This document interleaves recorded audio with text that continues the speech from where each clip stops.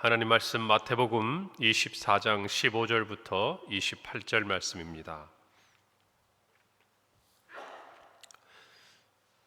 신약성경 41페이지 마태복음 24장 15절부터 28절 말씀 제가 읽고 마지막 절 합독하겠습니다. 그러므로 너희가 선지자 다니엘이 말한 바 멸망에 가증한 것이 거룩한 곳에 선 것을 보거든 그때 유대에 있는 자들은 산으로 도망할지어다. 지붕 위에 있는 자는 집 안에 있는 물건을 가지러 내려가지 말며 밭에 있는 자는 겉옷을 가지러 뒤로 돌이키지 말지어다. 그 날에는 아이벤 자들과 젖먹이는 자들에게 화가 있으리로다. 너희가 도망하는 일이 겨울에나 안식일에 되지 않도록 기도하라. 이는 그때에 큰 환란이 있겠음이라.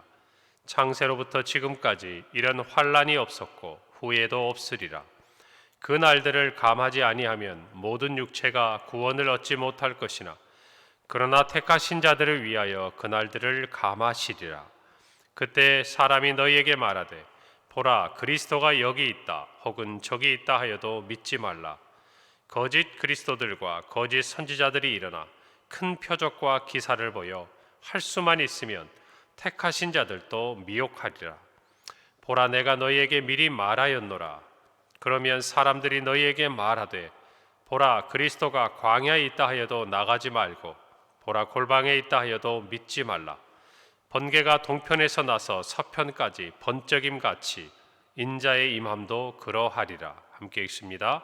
죽음이 있는 곳에는 독수리들이 모일 것이니라. 아멘. 예루살렘 성전을 보시면서 제자들과 나누셨던 대화가 계속되는 본문의 말씀입니다. 예수님께서 돌 위에 돌 하나도 남지 않고 다 무너질 것이라고 말씀하실 때 제자들이 감람산 위에서 조용히 물었습니다. 어느 때 이런 일이 있겠사오며 또 주의 임하심과 세상 끝에는 무슨 징조가 있겠습니까?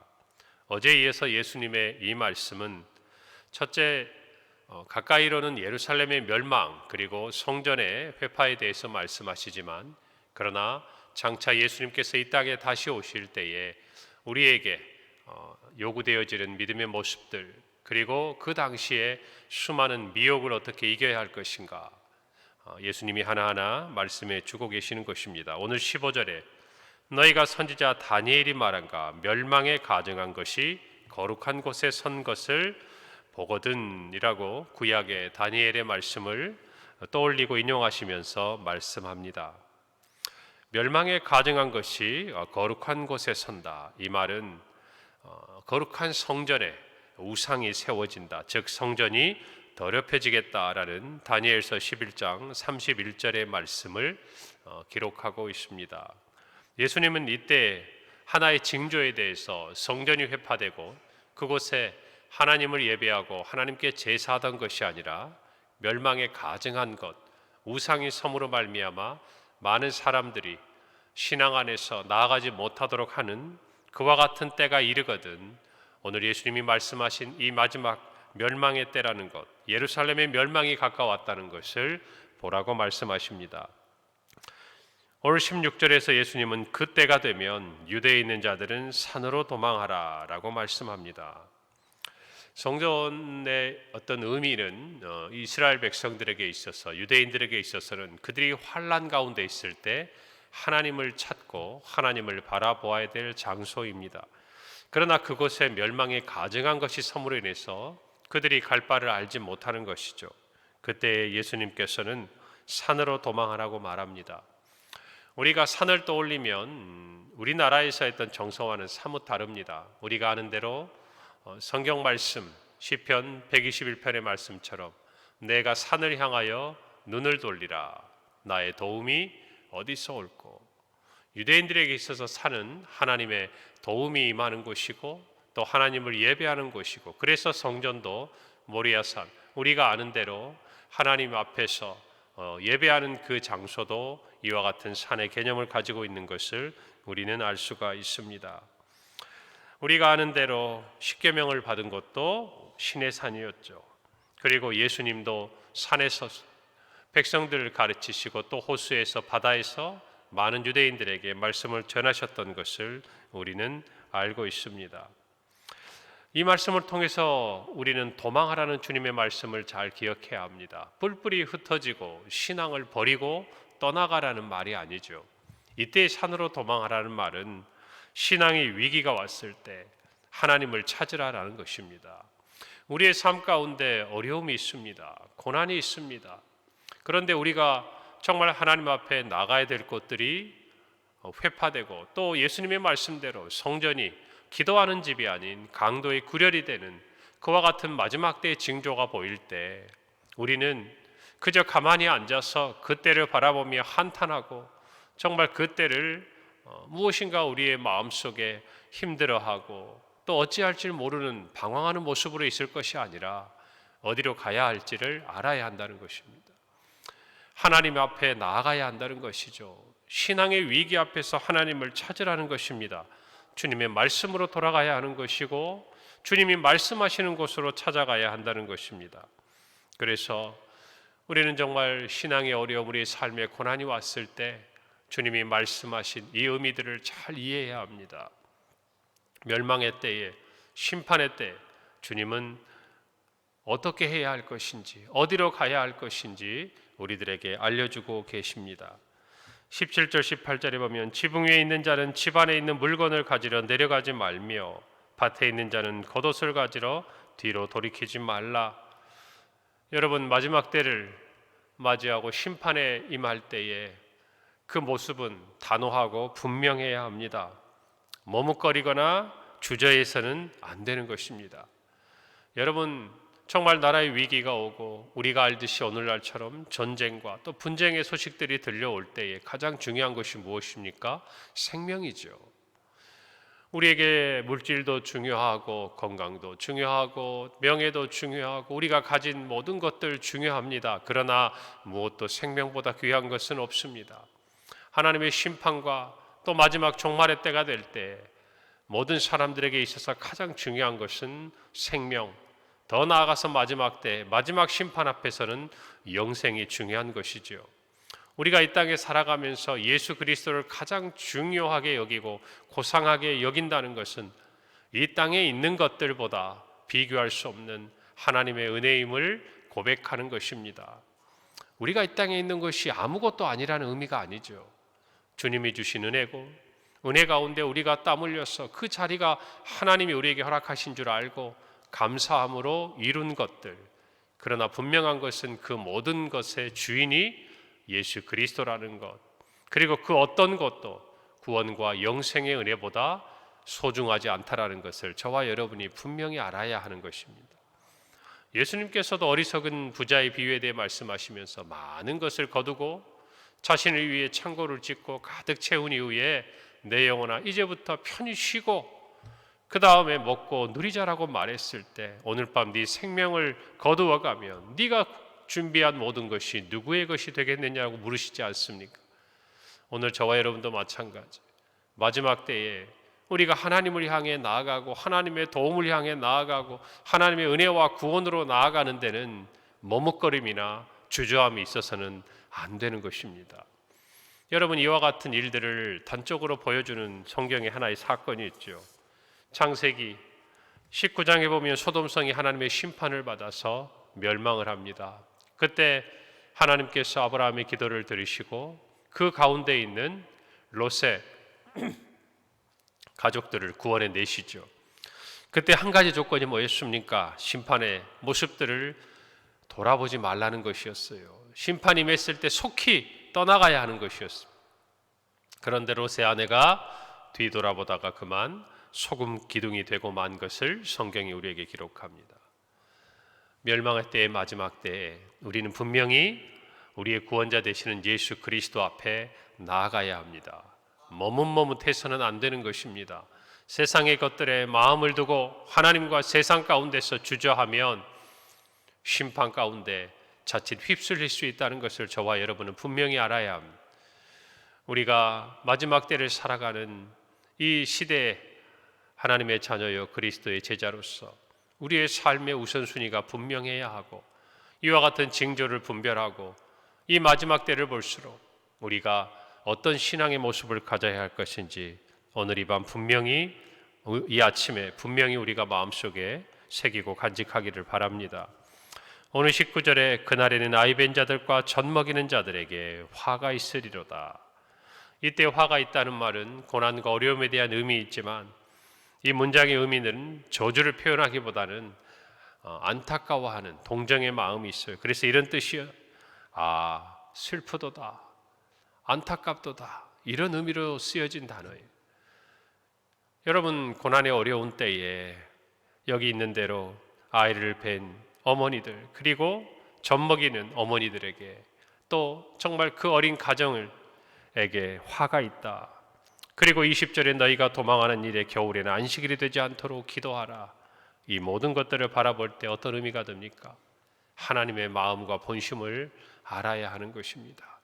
마지막 때에 뒤돌아보지 마라, 나에게 와라, 믿음으로 돌아가라, 여기까지 이야기하셔도 되잖아요.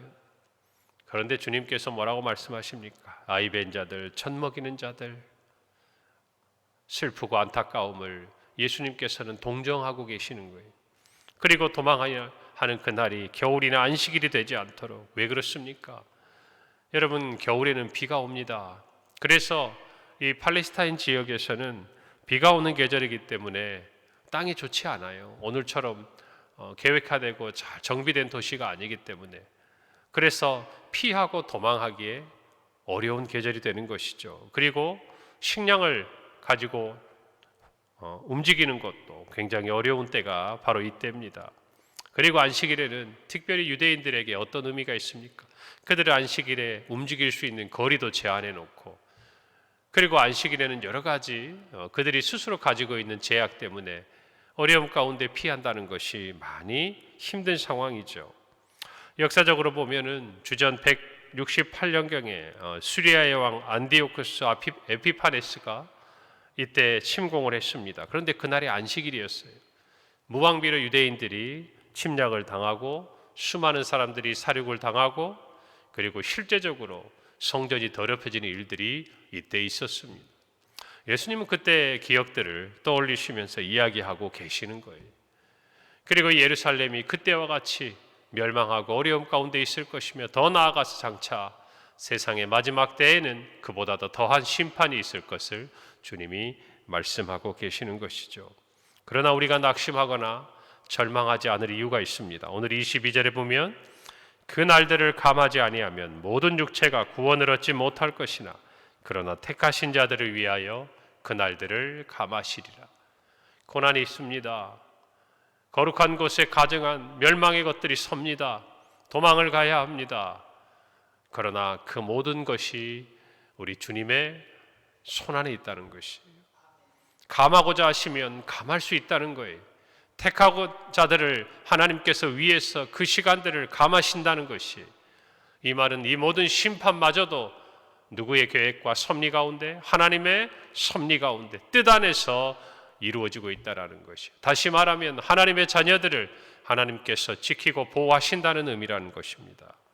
환난의 날을 두려워하지 않아야 될 이유는 이 모든 환난과 고난의 때마저도 우리 주님께서 주관하신다는 것을 믿기 때문이에요.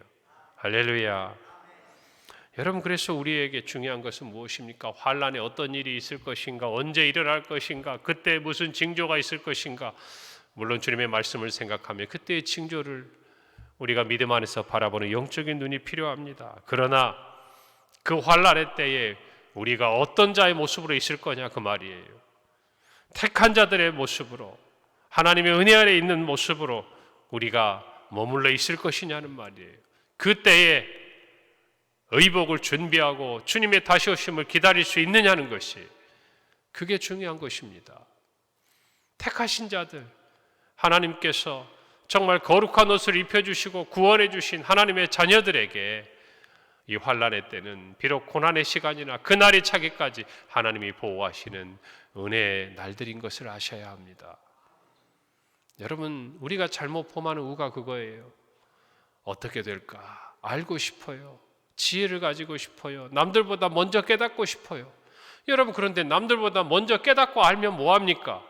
정작 그날이 왔을 때 은혜 안에 들어갈 수가 없다면 얼마나 안타까운 일이에요, 여러분. 오늘 저와 여러분이 그 믿음 안에 살아갈 수 있기를 바랍니다. 저와 여러분이 할 일을 해야지요. 마지막 때 준비할 것을 준비해야 하지 않겠습니까? 여러분, 소돔성이 멸망할 때도 아브라함의 기도가 뭡니까?